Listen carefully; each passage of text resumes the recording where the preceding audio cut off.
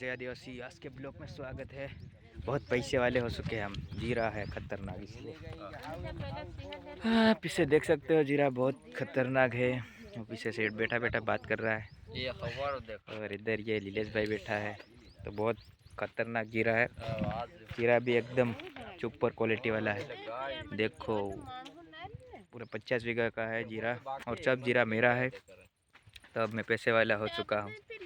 जिसको भी पैसों की ज़रूरत है वो मेरे पास मत आना, क्योंकि जीरा अभी खेत में ही पड़ा है। चाय पीने का समय आ गया तो चाय पी रहे हैं हम।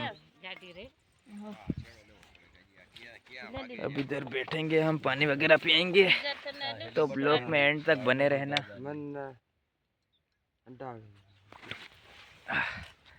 तो ये चाय पीने मंड गया है नीलेश। थोड़ा बहुत ज़्यादा ही चाय पी रहा है। और पीछे वो बैठा है ना, उसने ही दवा मारी है जीरे में, इसलिए जीरा ऐसा है। तो थोड़ा बहुत उसको ही पूछेंगे, उसके पास जाएंगे और उसकी मजाक उड़ाएंगे अपन। बने रहना वीडियो में एंड तक। जाएंगे। ये चाय पी रहा है, कुछ बोलेगा?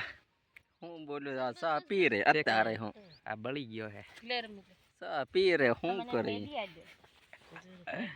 जीरो पाकी गयो ए मजा में पैसा वाળો થઈ ગયો આગળનો। પેલો સેટ બટો